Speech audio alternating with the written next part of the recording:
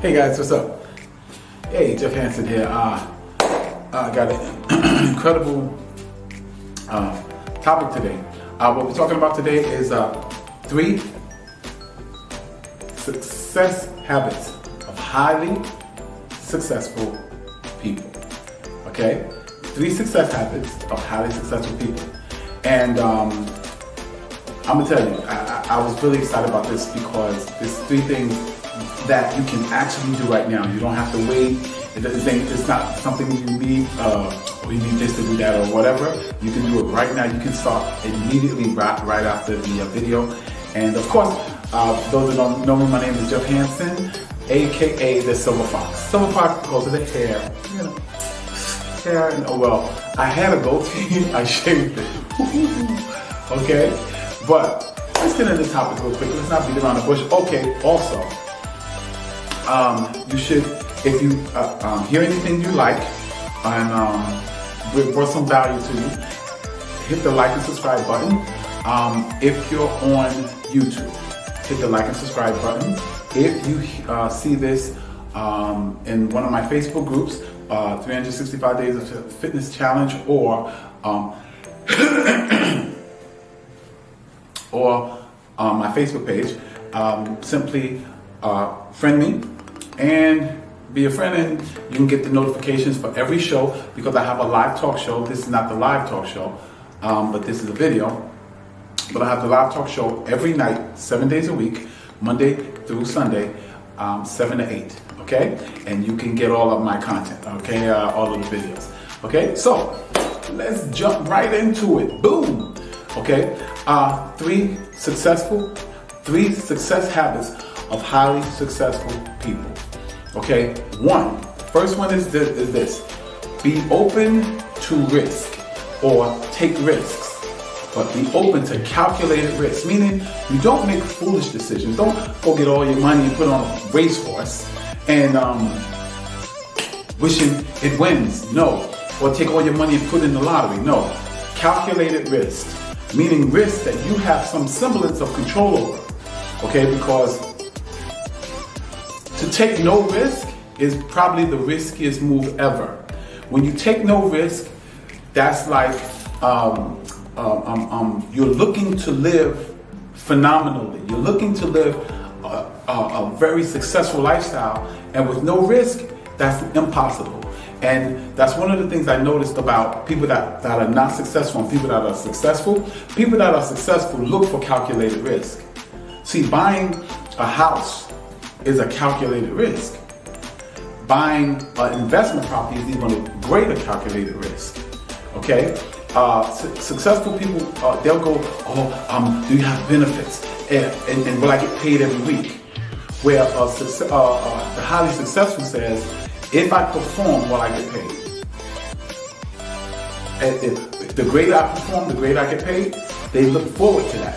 But those that are not, they're not, they're risk adverse against risk, they don't do that. But then they're low risk, low reward. High risk, high reward. And the best kind of risk is a calculated risk, where it's a risk, a smaller risk, but it's a great big reward. Those are the ones you look for. So be open to calculated risk. Because I'm going to tell you something. Jim Carrey had a story about his family, which I thought was so powerful. He said that his father had a natural gift of comedy. So what he would, at parties and things like that, family gatherings, he'd have people in stitches rolling on the floor laughing. So he said his father could have been a great comedian. But he didn't take that risk. He knew it was a risk, and he decided not to take it. He became an accountant instead. A nice, safe accountant job, right? He ended up getting fired from that accounting job, and their family struggled to make ends meet, struggled to put food on the table.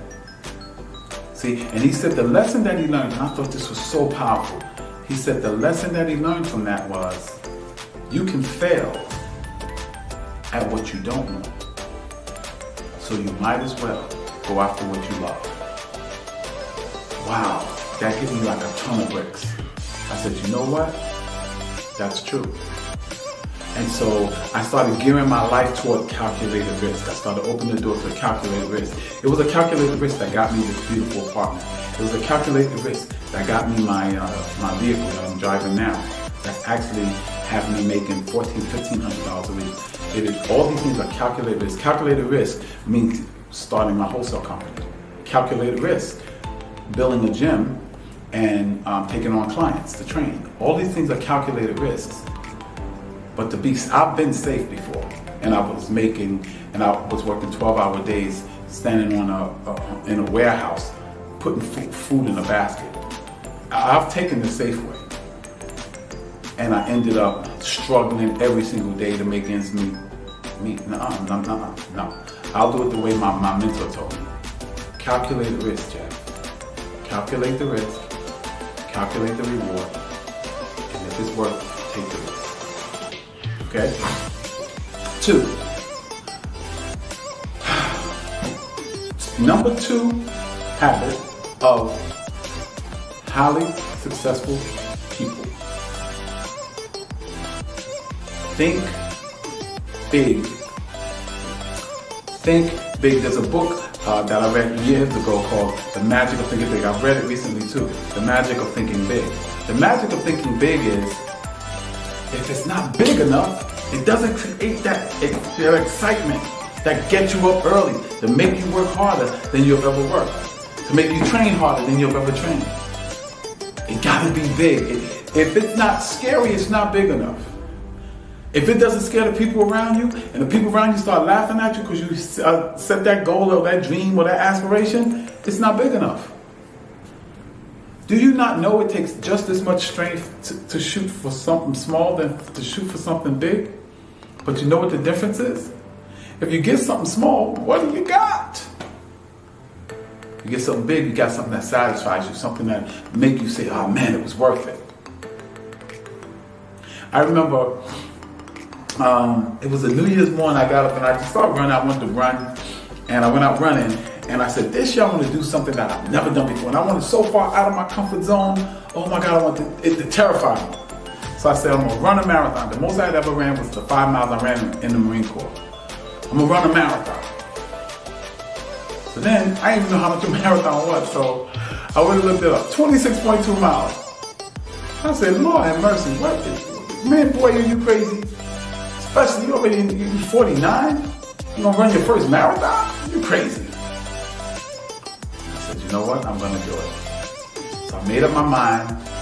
Started downloading the stuff and reading marathon books, watching marathons, watching those Africans who are amazing. And I started training. At first I ran around the block, ran half the block, walked half the block. Then I could run the whole block. Then I could run 3 blocks. Then I could run a half a mile. Built up. Got to the place.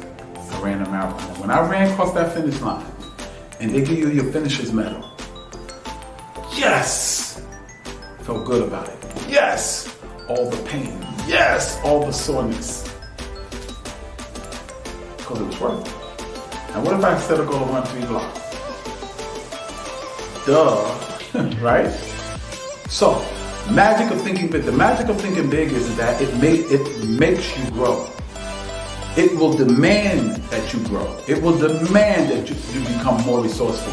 It will demand that you make more money. It will demand that you study harder when you set bigger goals.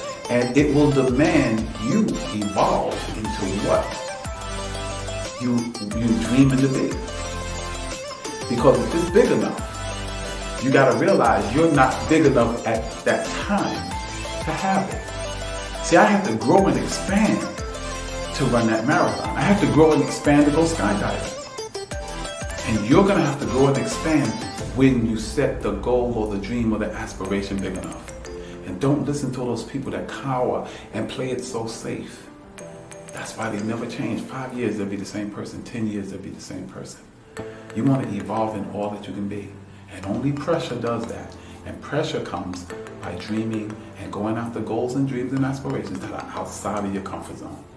Outside of what you can presently do. I was talking to some guys in the gym, and I was squatting and I got stuck and I had to throw the weight off. And guys was like, yo, man, you gotta be careful, man. I said, no. I said, you don't understand.